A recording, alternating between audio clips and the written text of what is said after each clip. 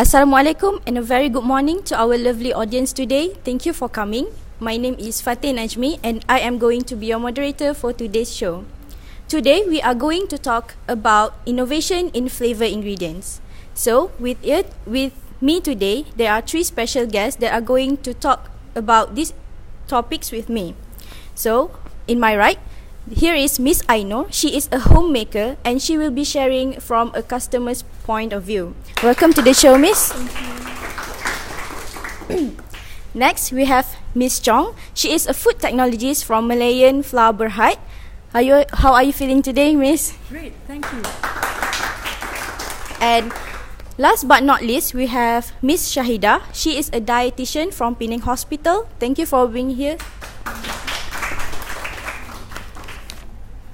Alright, without further ado, let us dive into our topic today, which is innovation in flavor ingredients. Flavor. What do we know about flavor actually? Some of us might consider that seasoning and flavorings are the same thing, but here are some light to that thought. When flavor is added to a dish, it is meant to alter the taste by introducing a new flavor to the food or dish. But seasoning do not add a new flavor, but it enhance and bring out the natural taste of the food. But in some cases, the difference of seasoning and flavorings depend on how much you put the ingredients in the dish. So I hope our audience are clear about this thing, which is seasoning and what is flavor. Alright, let us proceed to our first panelist, shall we? Alright, from a consumer point of view, what are the preferred characteristics of flavor ingredients that you wish to be included in today's life? Thank you, Miss Moderator, and good morning, everyone. In my opinion, consumers nowadays seek out and prefer products with natural flavor and ingredient for a healthy lifestyle and as a way for preventing disease or illness. And it is a known fact that fresh ingredient can increase the taste and enhance the flavor of the product. Natural ingredient may build an indulgent affair and will instantly give a garden fresh punch, such as flower flavor. For example, in Malaysia, the fragrant ginger flower or bunga kantan can provide a unique flavor, especially in Malay and Nyonya curries and laksa. Consumers have a preference for botanical flavors such as flower in food and drink production due to their association as natural ingredient.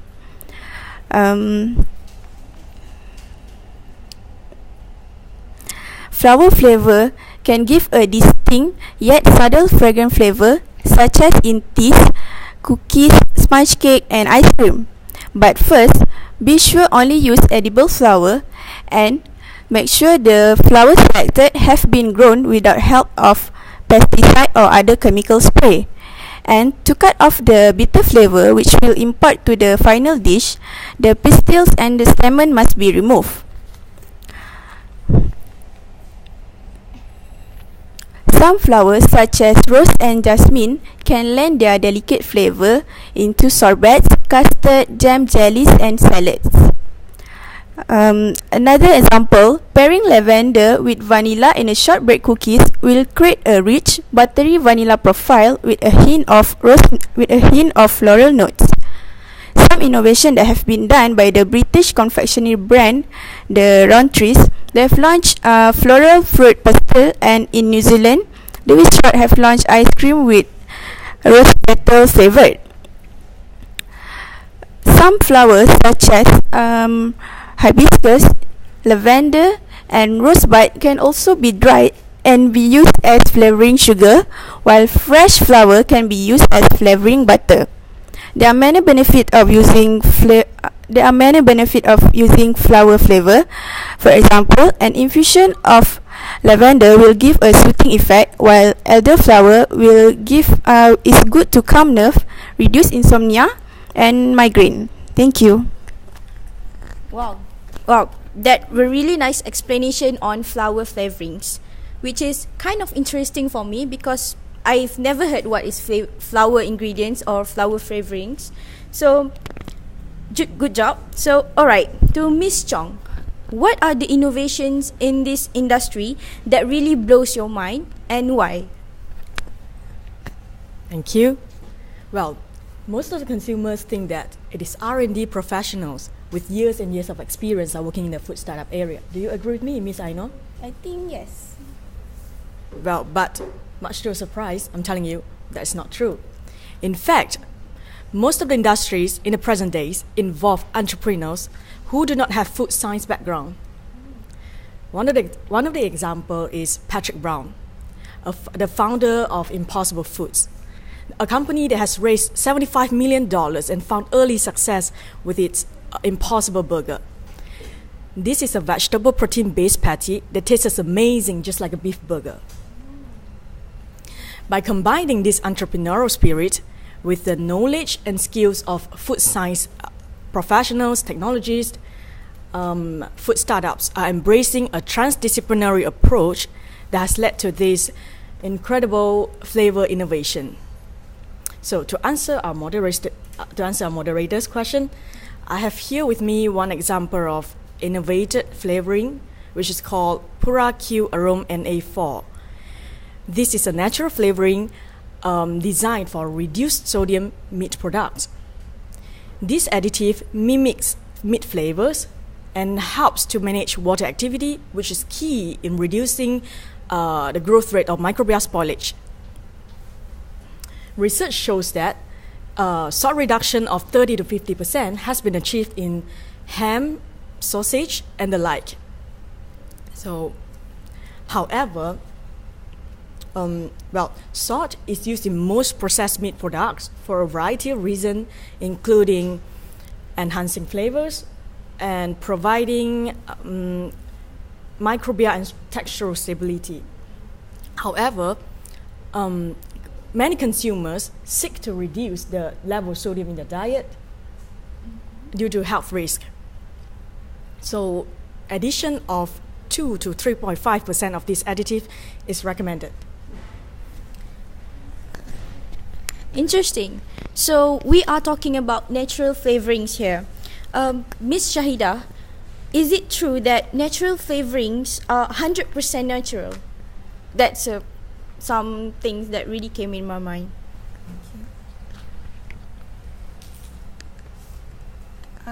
Before that, I would like to highlight what is natural flavor. Natural flavor is, according to the Association of the U.S. Food and Drug Administration, defines natural flavor as the essential oil, essence or extractive, protein hydrolysate, distillate, or any product of roasting, heating, or enzymolysis, which contains the flavoring constituents derived from a spice, fruit or fruit juice, vegetable or vegetable juice, edible yeast, herb, bark, bud, root, leaf, or similar plant material, meat, seafood, poultry, eggs, dairy products, or fermentation products, thereof whose significant function in food is flavoring rather than nutritional. So before I dive into your question, Miss Moderator, I would like to ask Miss Ainnur a question. Consider you are in a situation which you have to pick a cereal box that is good for your family. One box is labeled as one box is labeled as contains natural product, and the other box does not label natural product. Thank you, Miss Shahidah.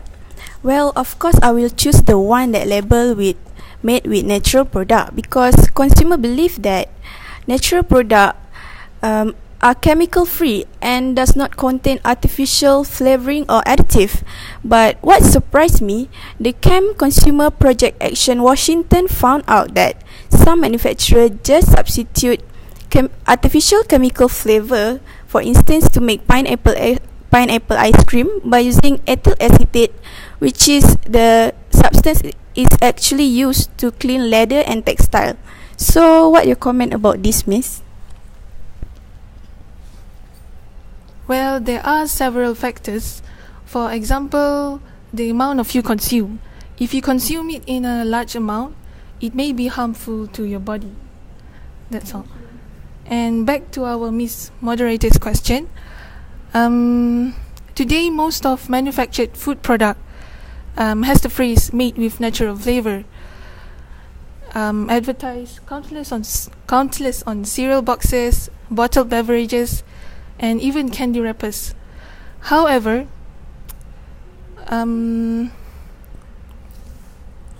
most of the products that boast natural flavor on their packaging can still have full of can still have full of artificial sweeteners, trans fat, genetically modified proteins, and any other number of nutritional boogeymen.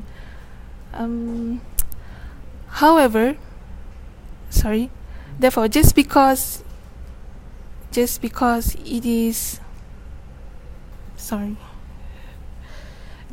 it says natural doesn't mean it is any better than artificial. At the end, natural and artificial flavor serves the same purpose, but which is to add and enhance the taste that is lost during processing. Thank you. Alright, thank you, Miss Shahidah. Oh, well, I hope our audience is still with me today with this discussion and gain some ideas about what we are talking about from the last 10 minutes, I guess. So, before we end our discussion, I would like to ask Miss Ainnur, what is your hope as a natural and organic food enthusiast? Well, consumer already start to discovering unique flavor properties of plants, such as in seed, leaf, or flower of the spices, and they become more exposed to and more knowledgeable about the new and exotic flavor ingredient. And this trend will see an uprise through this year, from home baker to expert chef using their garden product in their baking process. Well, as a consumer, I hope that beverage designer may understand and create a product that will challenge our taste bud. Thank you. Alright, thank you to you too.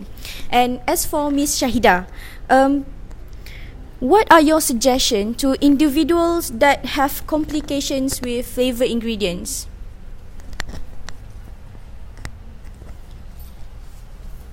For me, I would suggest them to eat nuts and seeds or nut-based products. This is because nuts have high in fats and calories, but taken in moderation, they can be part in a healthful diet. Nuts are also not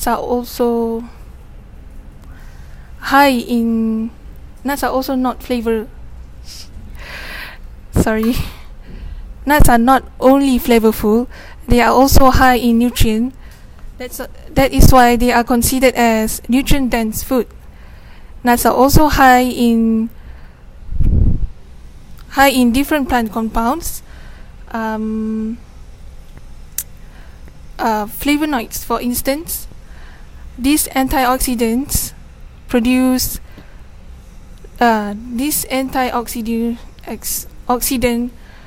the formation of free radicals in the body that may contribute to formation of cancer and cardiovascular disease. That's all.